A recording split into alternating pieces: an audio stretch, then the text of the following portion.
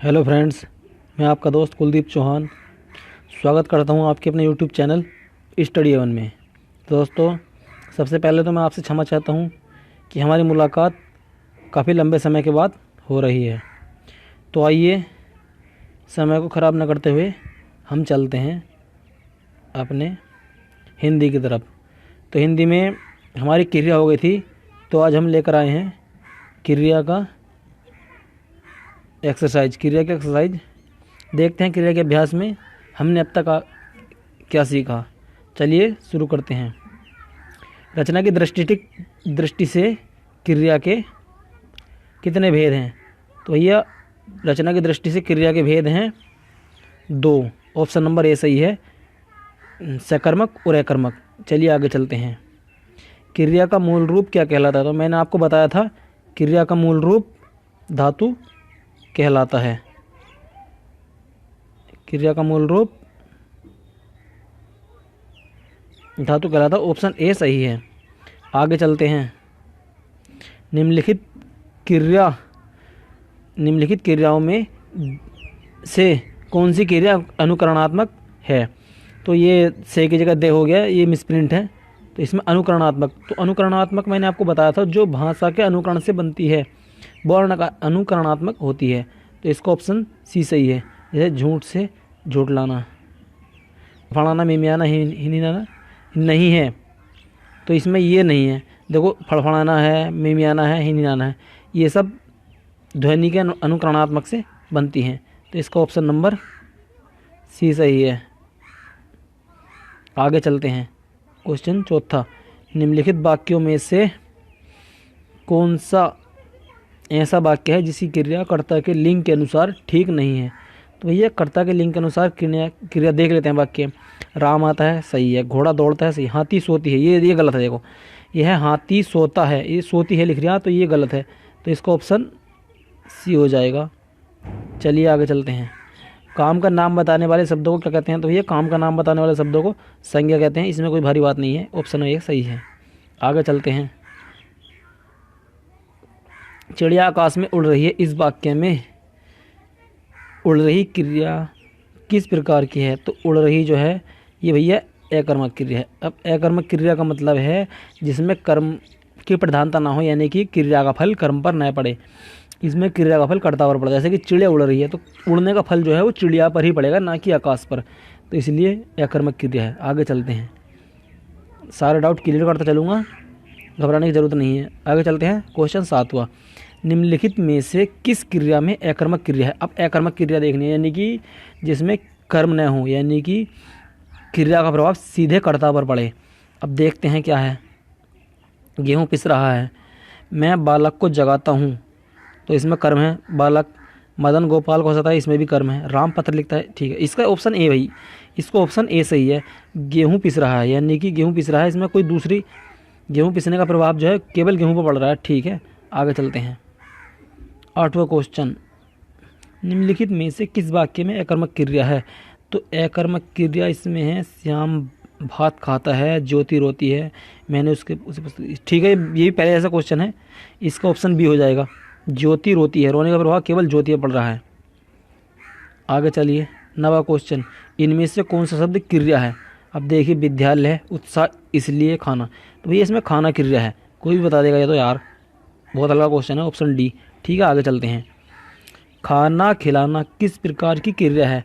तो भैया, ये खाना खिलाना जो है ये यौगिक क्रिया है। खाना और खिलाना, ये यौगिक क्रिया होगी, खाना और खिलाना, ठीक। आगे चलते हैं। संज्ञा अथवा विशेषण से बनने वाली धातुएं कहलाती हैं। संज्ञा अथवा विशेषण से भैया नाम धातु, जो ये नाम धातु कहलाएंगी। संज्ञा और अथवा विशेषण से जो बनती है वो नाम धातु कहलाती हैं, ठीक है। आगे चलते हैं। उसने पत्र लिखवाया, इस वाक्य में किस कोटि की क्रिया प्रयुक्त हुई है? तो ये इसमें प्रेरणार्थक होगी, यानी कि प्रेरणार्थक का मतलब होता है, ऑप्शन इसका ये सही है। प्रेरणार्थक यानी कि कर्ता जिसमें स्वयं काम करे न करे, लेकिन किसी दूसरे के द्वारा काम जरूर करवाएगा, या किसी दूसरे के साथ करेगा, या किसी दूसरे से करवाएगा, तो उसमें प्रेरणार्थक होती है। चलिए आगे चलते हैं। 13, हथियाना किस प्रकार की क्रिया है? तो भैया हथियाना जो है ये आपकी बी नाम धातु क्रिया है। वो बी क्यों? जैसे कि हाथ से हथियाना, इस तरह से नाम से बनेगा। आगे चलते हैं, क्वेश्चन नंबर 14। इनमें से कौन क्रिया का विकार? तो भैया लिंग वचन काल, तो ये सभी क्रिया का विकारक है, यानी कि इन सभी के द्वारा क्रिया में विकार उत्पन्न होगा। 14 इसका डी ऑप्शन है सभी।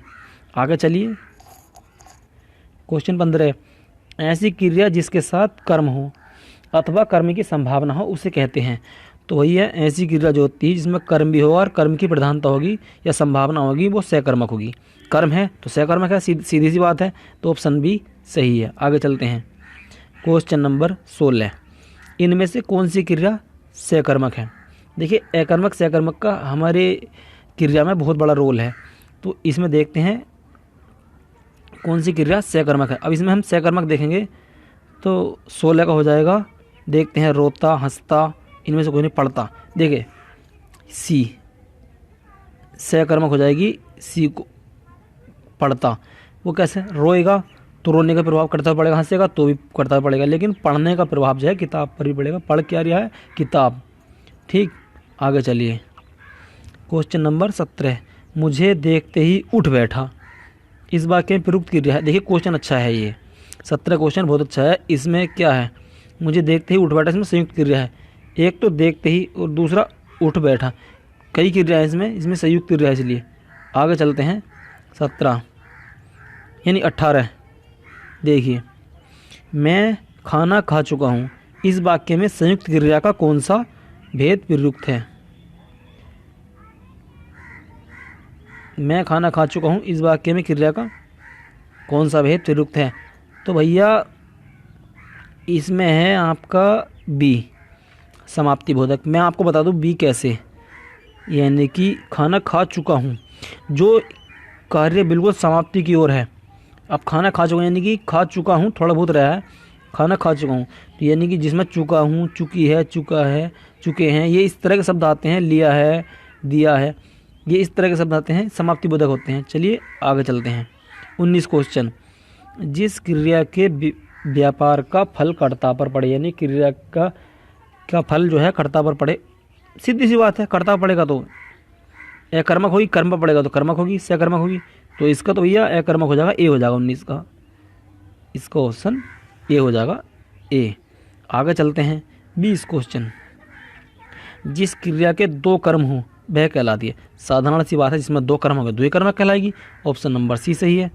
चलिए आगे चलते हैं, 21वां क्वेश्चन। संज्ञा और विशेषण के साथ क्रिया जोड़कर बनाई जाने वाली क्रिया कहलाती है। तो भैया इसका ऑप्शन ए सही है, नामबोधक। पीछे भी आया था ये क्वेश्चन, मैं आपको बता दूं, ये पीछे भी आया था भी, नामबोधक वाला, विशेषण के साथ वाला बताया था नहीं, विशेषण के साथ। तो ये संज्ञा और विशेषण के साथ जो जुड़ेगी वो नामबोधक कहलाएगी। ठीक है, आगे चलते हैं, 22वां क्वेश्चन। मैं माली से बाग सिंचवाता हूँ। तो भैया इसमें जो है प्रेरणार्थक है।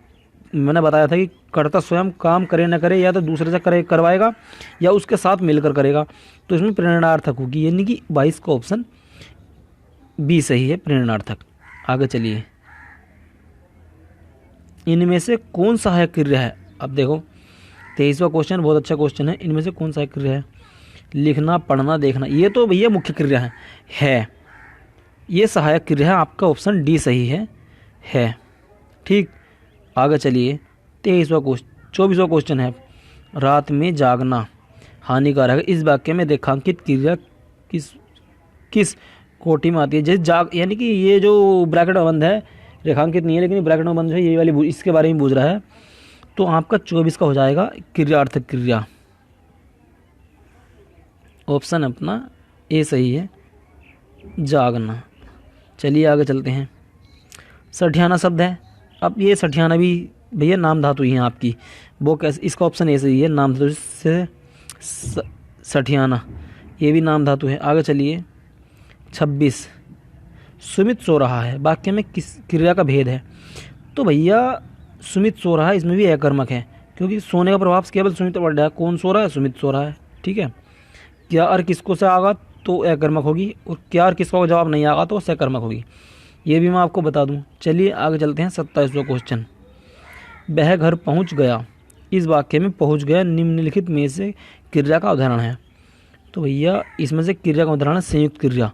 वो कैसे, देखो घर पहुंच गया, पहुंच और गया दो क्रिया है तो इसलिए संयुक्त क्रिया है, एक पहुंच और एक गया। ठीक। 28वां क्वेश्चन।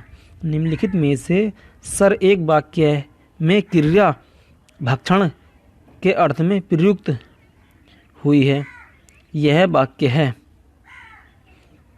ये देखो सर जो लिखा ना, ये गलती से मिसप्रिंट हो गया, यह है निम्नलिखित में से एक। ठीक, यानी कि भक्षण के उसमें प्रयुक्त हुई है क्रिया। अब देखते हैं हम वाक्य पढ़ेंगे अपना कौन सा सही है। देखिए 28वां क्वेश्चन है। पहला है वह हराम का पैसा खाता है, नहीं। वह जूते खाता है, नहीं। वह कसम खाता है, नहीं।